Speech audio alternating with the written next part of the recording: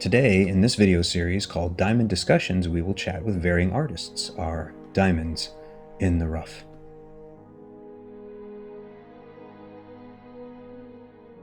Today, our diamond in the rough is Jessie Stratton. So welcome. Hi there. How are you? Hi, thank you. I'm good. You? Yeah, good. Well, tell us about Oh, yeah. yourself and your work. A little bit about me is I live in a small town in Ontario, Canada. I've grown up here basically my entire life. I'm 21 years old, and I have now been working on my works for a few years now, trying to get everything figured out. World building and everything can be intense sometimes, but working through it slowly but surely, I would say. Little things about me, I'm actually a very creative person. I enjoy all things creative, anything to do with photography, music, art, writing, poetry. It's just all really interesting to me, I would say. Awesome, awesome. So then when you talk Yeah. about like creative works, I resonate because my background is in theater, performance, and film. And again, I've talked about it on some of the other videos, but I used to do a lot of live Star Wars fight work performances, which again, some people who are watching the channel, they'll know that, and some will not, and they'll be like, wait, what? It's like, yes, I was once a Jedi Knight, the same as your father. But so like, what are some of the things that you did in addition to like photography and writing that you really enjoy? So when I was in high school, I actually used to take all like art classes I could. Every year I had a visual art I would do. I've always enjoyed painting, writing, art. We actually had a creative writing course at my high school for 1 year that I got to do. With that, I got to learn like writing prompts, how to work with those, how to make stories up. And me and my friend actually together were working on it a lot.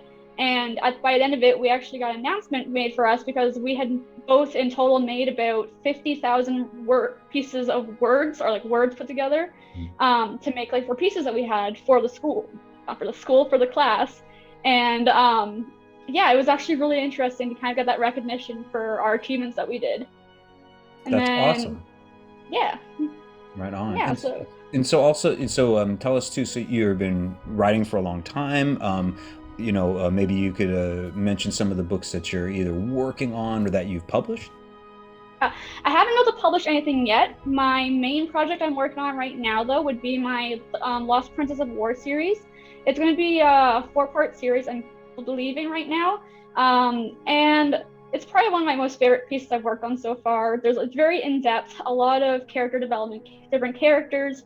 And it follows like my main character as she's kind of reliving and learning how to be her because for 10 years she was basically used as an experiment for people. And so she eventually is able to escape from these terrible people, but with it she's lost her memories from the past 10 years, most likely due to the things that happened to her. They tried to hide it so that she wouldn't like snap, so to speak. She ends up meeting someone from her past that she doesn't remember, but he remembers her.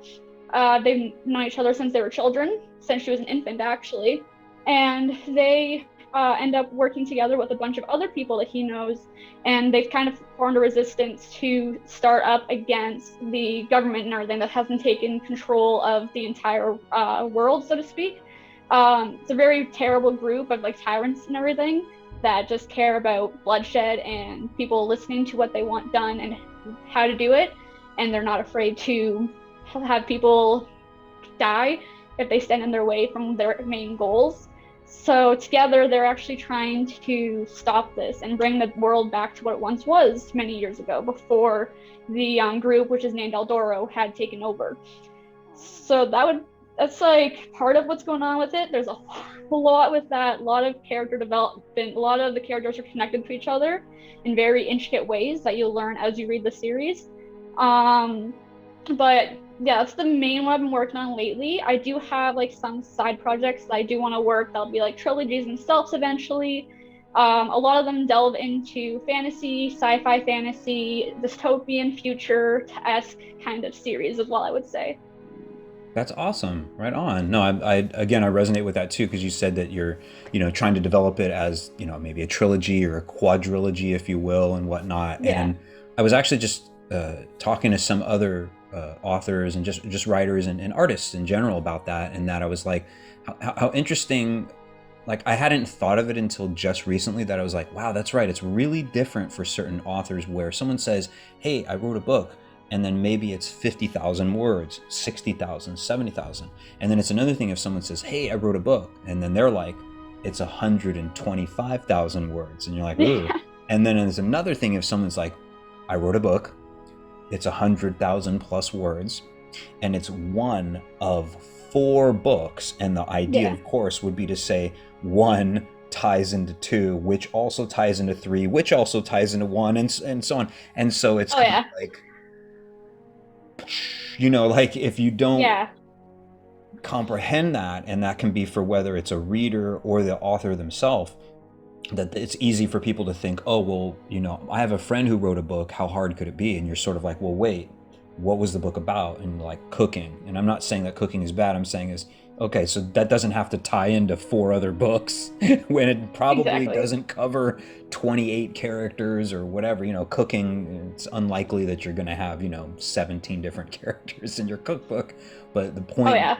that it's like, what an interesting way to look at it. It's so easy that these writers groups and places where people chat out there, that it's almost like all writers are collectively in one box. But you sort of have, well, there's short story writers, poetry, erotica, you know what I mean? Exactly. People who write, like I said, epic novels where they're like, it's a huge story and this is the only way to tell it. I'm not going to tell it in a tiny little chunk. And then, you know, other people who are like, man, I wouldn't touch anything that's over 100,000 words. I'm like, very interesting. You know, like, you know, when people say that they're writers, you're sort of like, which kind, you know? Yeah. Yeah, I know the one I'm working on right now, I'm actually almost completed the first draft, luckily. It's about 63,000 words right now. And then after I get from there, I do want to get into the editing process and everything and eventually get it out to the general public. I do have like on like Wattpad, Inkit, I do have it posted on those places as well. That if people wanted to read them right now in the really rough stages of it, they definitely can. I love hearing feedback from it as well and everything too. And it's been like a fun time, I would say. And it's always just ideas that come up for everything. Like I have probably just sitting right now about 23 other ideas just for other stories on their own, or like they'll be like 2, 3 books each depending. Mm-hmm. Yeah, like this one though, it has the sequels, and then I actually might make prequels as well for the before present day. It's like the old world type thing, I call it. And then kind of go with the stories of their ancestors and everything too, of what led up to where it came to be in this particular book. That's awesome too. You know, I mean, like, again, when you mention things like prequels, I think that's something that it does. It like invariably comes if the work is strong, and you know, you end up with these characters where you're not only you as the author, but you know that the reader is going to say, man, everybody's going to want to know more about this character. They're going to be like, I want to know what happened way before all that, because they mentioned some Yeah. fight that he got involved in, and she did this, and she saved his life, and that I like that's interesting. And you're sort of like, Oh yeah. will you just wait? You know, Just like wait.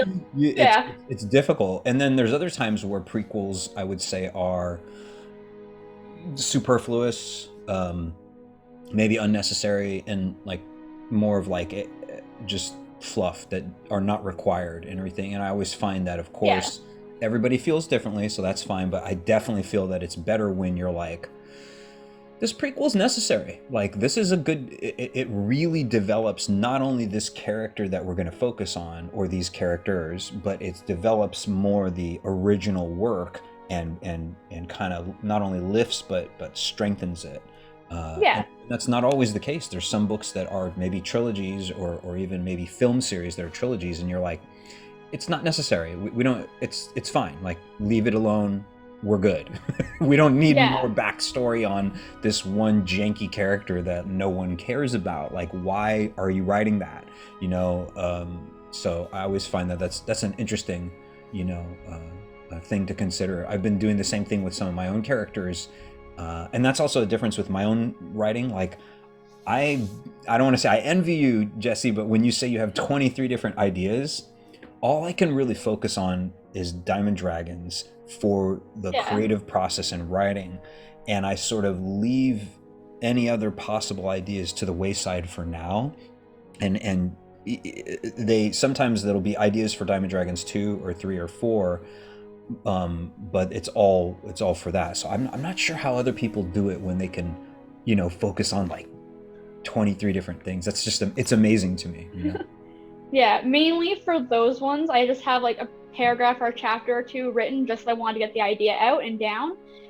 There's one my friend and I might actually work on eventually soon, which he thinks would be cool as even a video game. Yes. Yeah, see what happens with that. Don't know exactly yet. But yeah, it's always been a passion, honestly, of mine. Anything creative, really. It was almost like my escape when I was younger. It helped me through a lot of problems and like things, and made me feel like, hey, I'm actually providing something. I'm actually going to make something that might outlive me, for instance.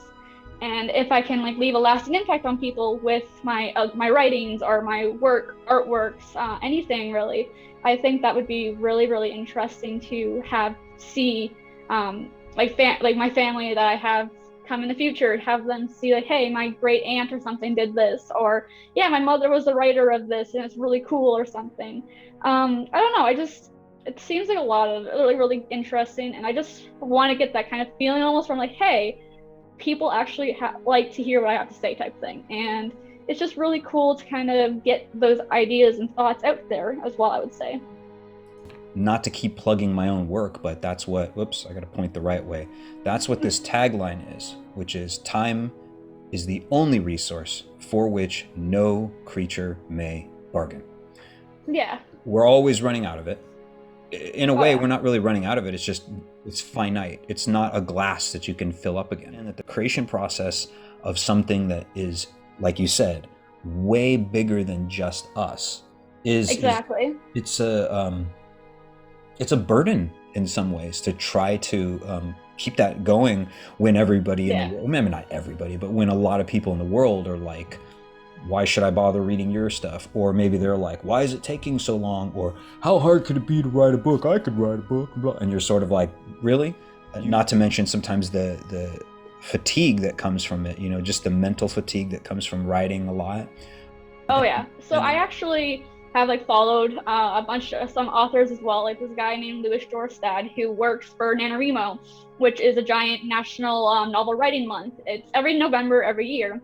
And it's a challenge actually, where you're supposed to write a 50,000 word novel in 1 month, and they have like different tasks for you to follow and all that kind of stuff.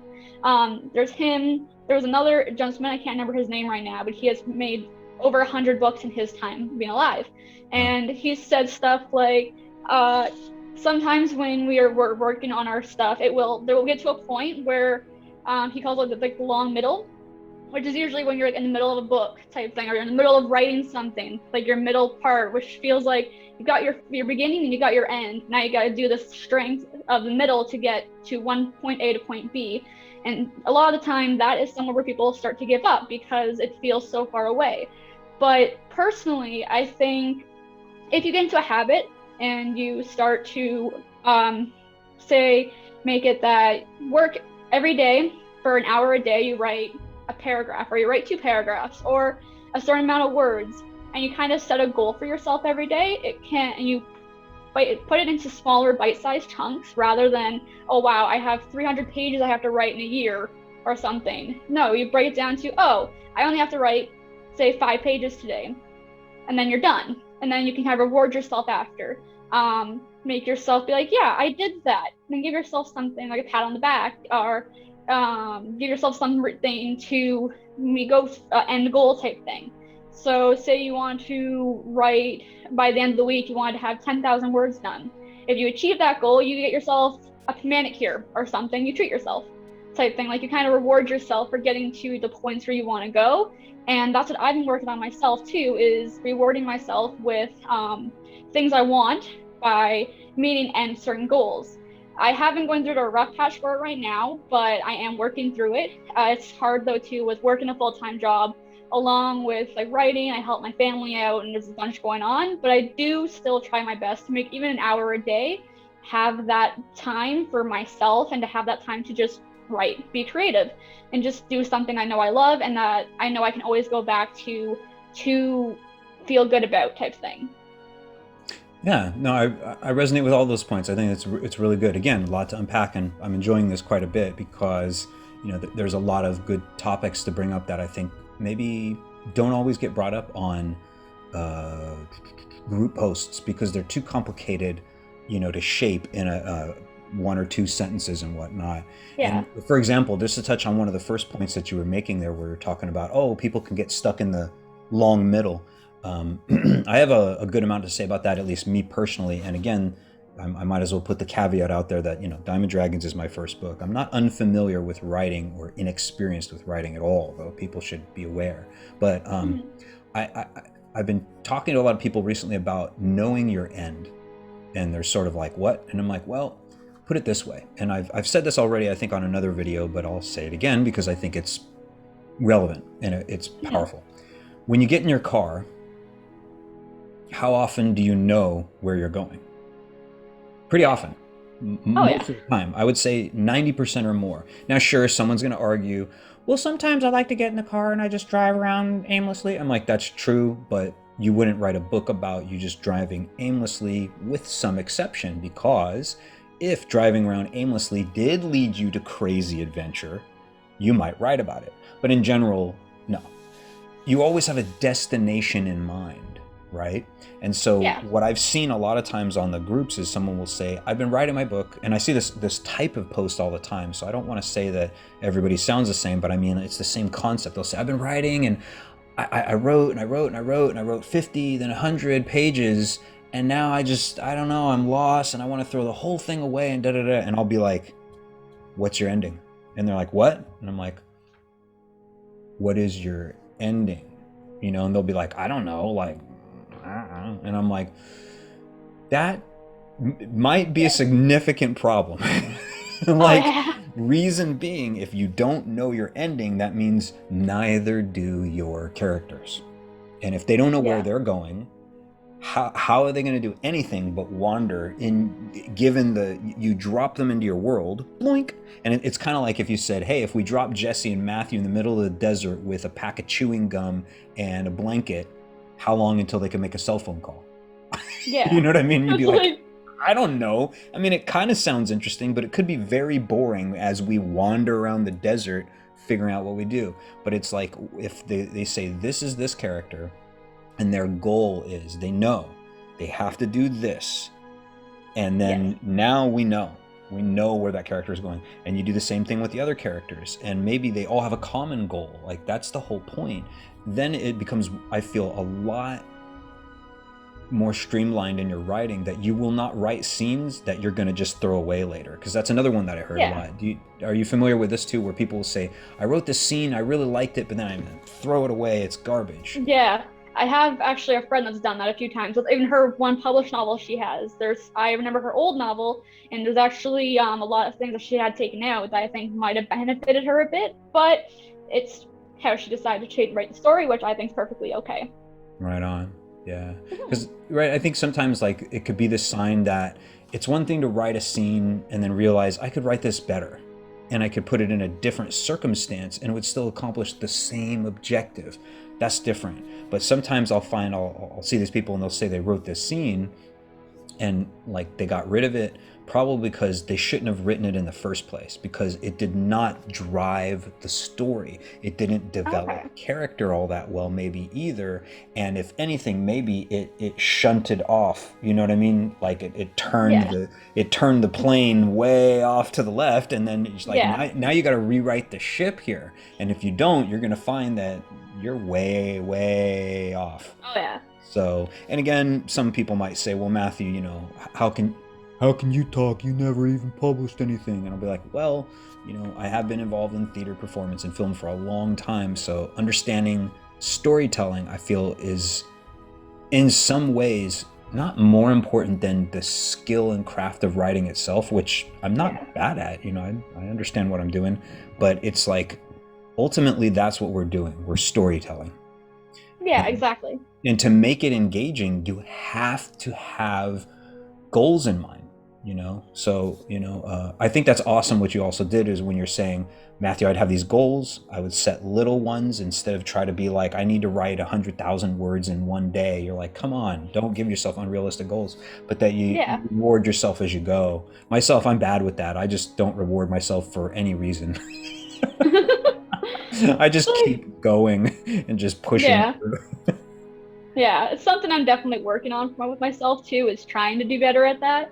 Because I know for a lot of my life too, I was almost like that, where I just would constantly keep going and going, where I wouldn't give myself time to slow down. And then that would cause problems for myself too, where I would be doing like five different things at once. And then Right. I would suddenly hit a brick wall. And then it's like everything just, you go for like a few days where you just don't even want to move, or you can't function type thing. Like I've had that happen before to me, and it's never fun. So I'm trying to like stop that from happening in the future if I can, by learning from those times and how to better myself off from them and not have that happen again.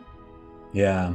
There's um, I'm sure you've seen this too. There's some footage of probably a convention from many years ago where George R. R. Martin and Stephen King were sitting next to each other. Are you familiar with what I speak?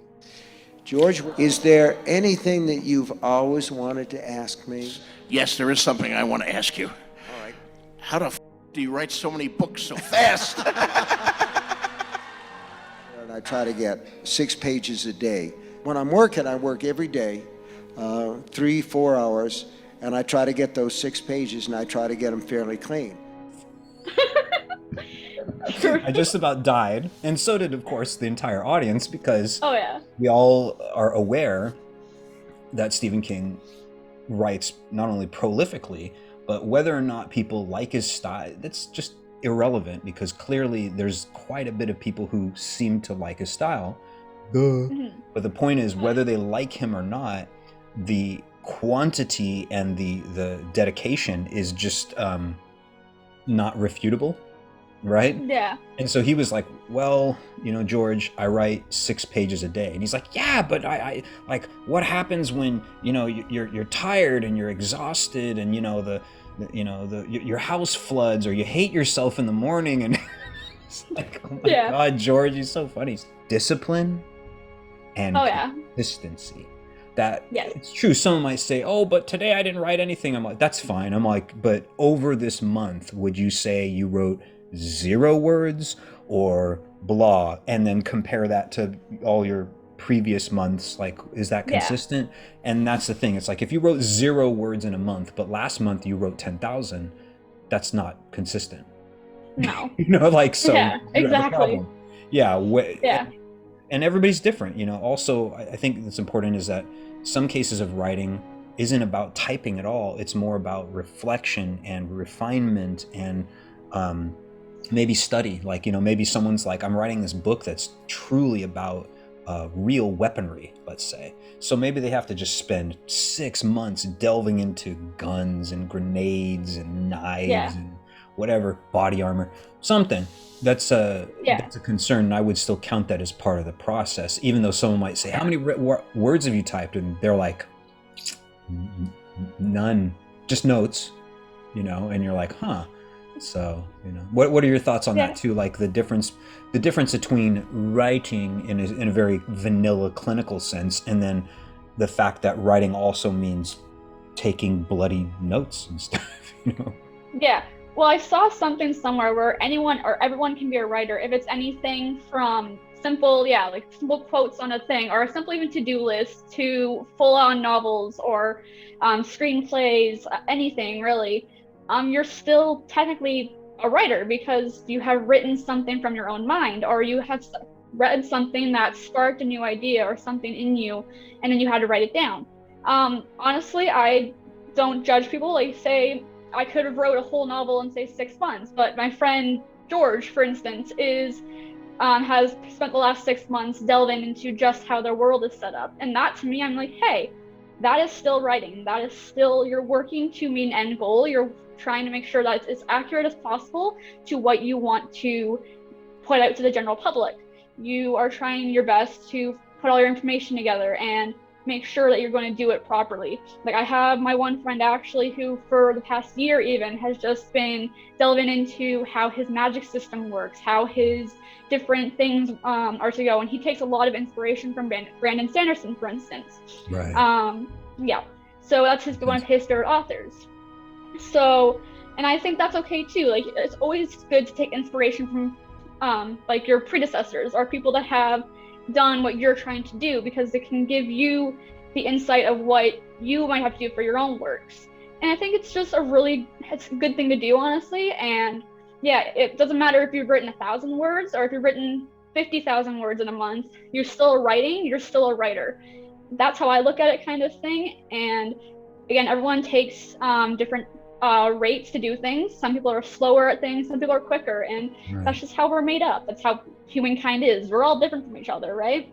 Like we're not going to all fall into the same cookie cutter lifestyle the same way that we do things. We all have our own spin on it, type thing. Almost like the quote where it's, yes, every story has been told, but it's not been told by you. Right. So you give your own spark and your own life to it. And I find that kind of really inspiring as well for it too.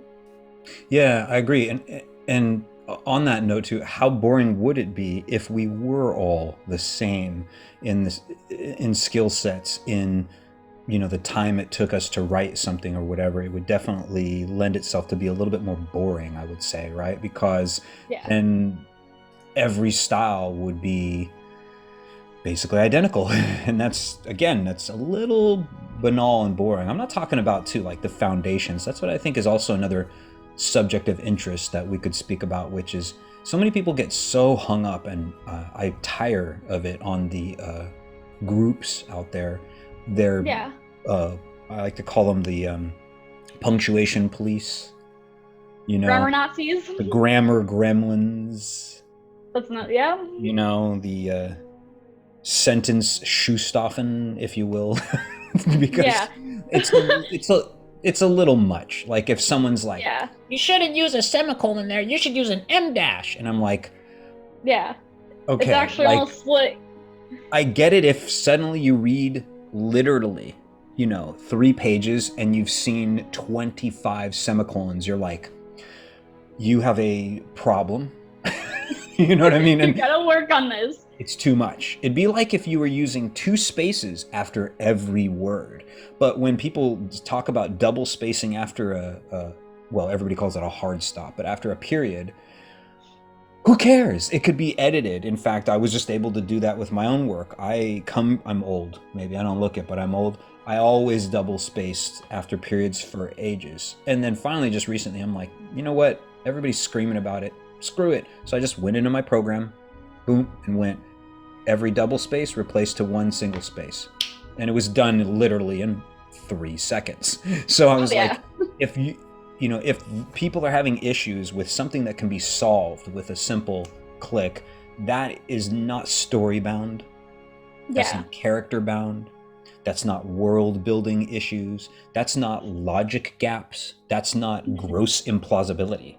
And to me, those are way more important. Like so many times I've seen people where they pop up their prose or whatever, and it's terrible because they're not painting a picture with the imagery and the words. They're not unfolding it. They're just like, Jessie went to the store. She bought some eggs. Then she walked over to the counter. She put her money on the counter, and then the guy asked, "Is that all you need?"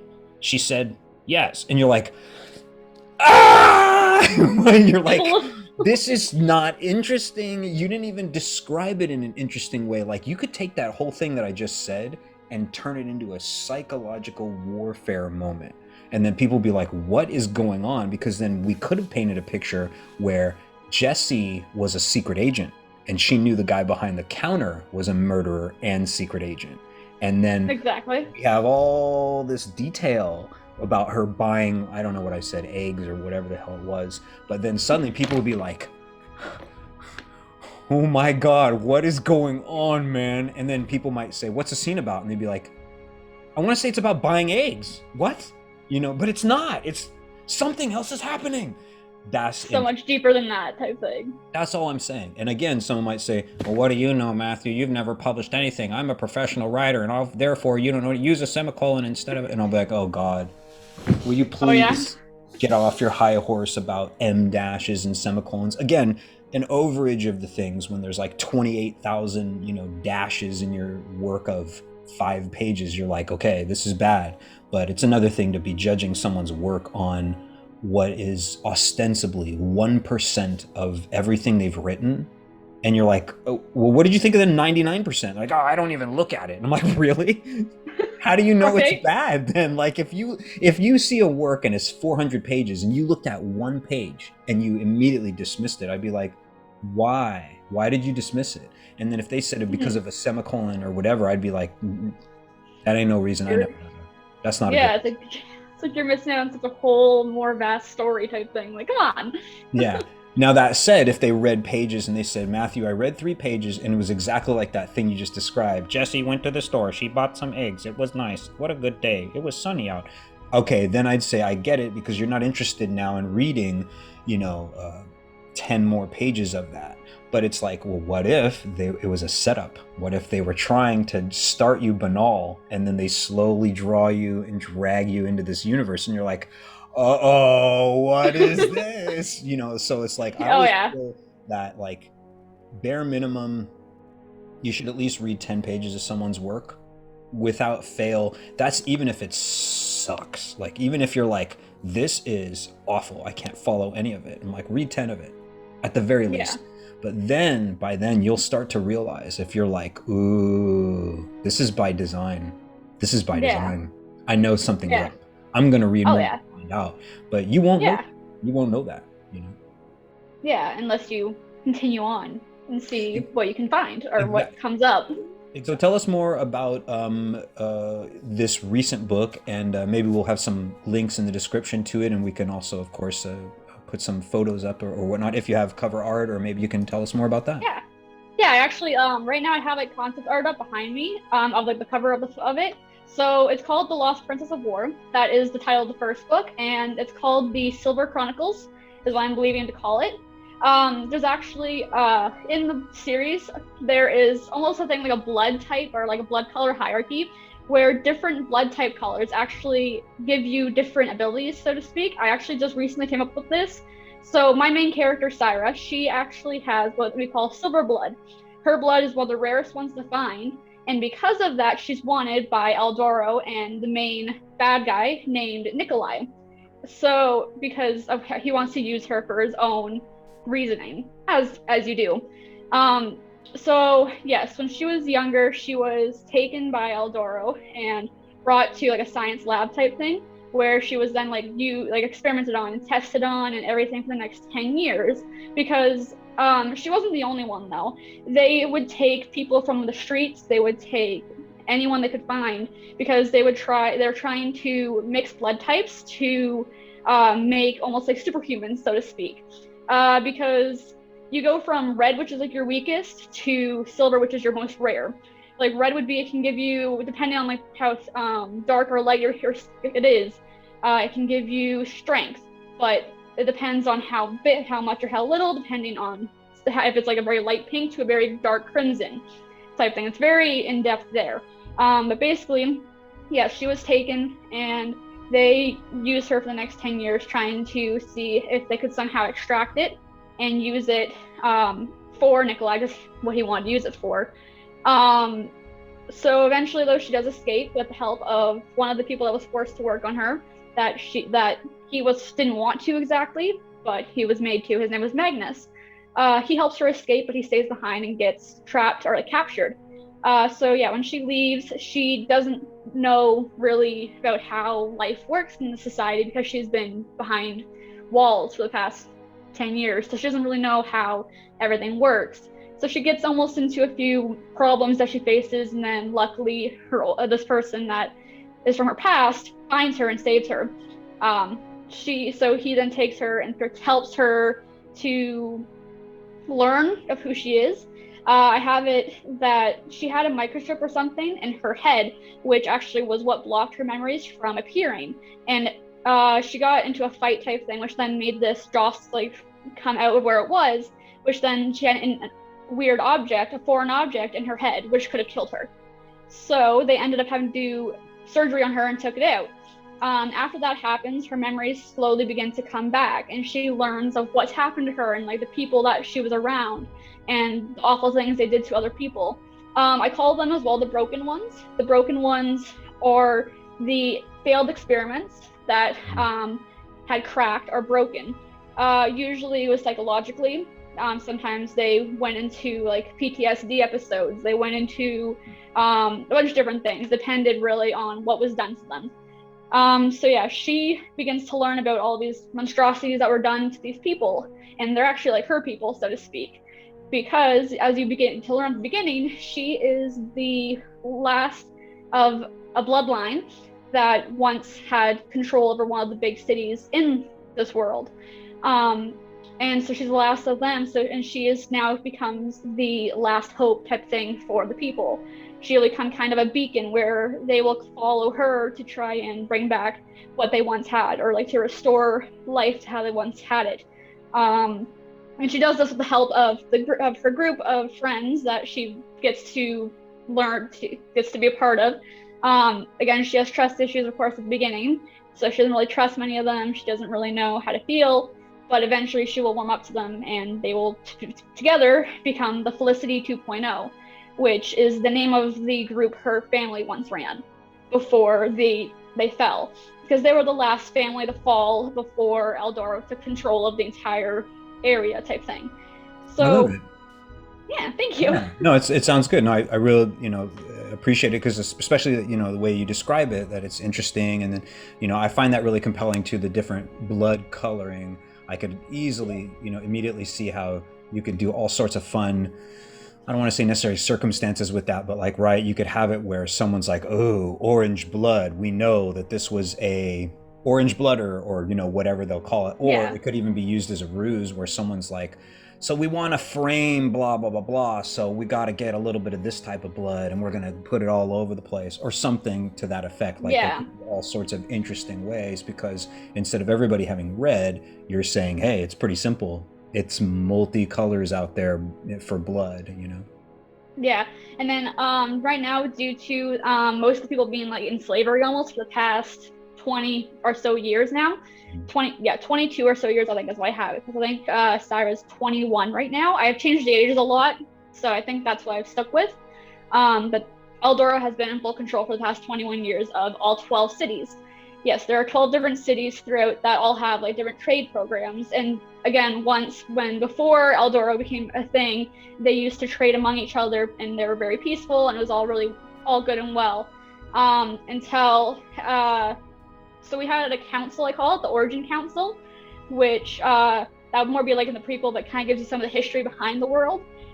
They were the 12 people that had come together, and they worked on a council, and they had the 12 big cities on their planet that every month they would meet to talk about, hey, how is so and so doing, or how do you need help with something, etc. And each of them are named after a star sign. So you got like Scorpius, you've got Tauros, the different ones. They all had they file under a certain astrological sign. So I have it that Scorpius actually is the one that starts Eldora, because a darkness type thing began to like seep through the world, where it was killing plants, and they would come back as come back mutated for some reason. That was also due to like nuclear things and everything too. There was a big war and everything that happens eventually. But Scorpius ended up like falling to dark desires type thing. He wanted to take over everything, and so he then made his way through each of the capitals or each of the cities, trying to a tyrant to make everyone fall to his mercy type thing. And so it goes from him to his son, and then it goes to Nikolai, who was like the newest heir type thing of his bloodline. So it's really in depth with that too, with what actually goes on with them too. I can't really say much about that, as it does spoil what goes on later on. Well, yeah, you don't want to do that. Yeah, you don't want to do that. But that's great, and that's the thing. We'll have links to the description, and again, You can find out more about Jessie's work in the description. But it's been a real pleasure, talking to Jessie, especially given the fact that writing is this process where so much creativity goes into it, and so many writers have different skill sets to bring to the table than just writing alone. And I think it's often that readers will not really comprehend that. They'll often think, well, this person's just a writer. Maybe in their minds they're thinking they could have never played basketball professionally or been a wrestler or an actor or just whatever, But a couple last questions. What would you say, in your opinion, is your worst writer's habit? I'd say procrastination. It's something I have been trying to work on a lot. I procrastinate a lot. I've done it my whole life practically. With school, elementary school, high school, I always waited till the last minute, or I push things aside. And then I'm trying to work on not doing that anymore, but it's probably one of my hardest things to get over. And then simple paragraph structures, etc., or using the right there at different times. That's because my mind usually goes faster. It can go faster than how I can type. So half the time I write, so I have messy writing somewhat, I would say, too. So it's just learning how to bring the ideas together and so slow myself down a bit to be able to get my thoughts on the paper and make sure they actually are consistent and that they work well and it makes sense to the general reader, whoever they may be. That's fair. I totally resonate with that. And then what would you say is then your best habit, maybe not only as a writer, but as an artist? I would say I'm very detail orientated. So when I'm writing, I go down to fine details, which can be good and bad, but I usually can be give a description of something. Say, let me think. The moon was full that night as she ran across the rooftops. She could see below her how dew seemed to sparkle as the moon cascaded around it. A gentle snowfall was beginning to cover the ground in a soft white blanket or something, where it's just very descriptive words and very describing the scene and giving people very something to think about and to kind of envision in their heads. Mm-hmm. But it's been a pleasure, Jessie. Thanks so much for being here. Thank you. Again, you can learn more about Jessie's work in the links in the description. I'm Matthew of Diamond Discussions, and we'll see you next time on the show. Bye, guys. Thanks for watching. Would you like to be a guest on the show, or do you know a diamond in the rough who should? Contact us, DiamondDragonsTale@gmail.com. Until then, Chiong, Chifoy, Vas Res, and Yayalaha.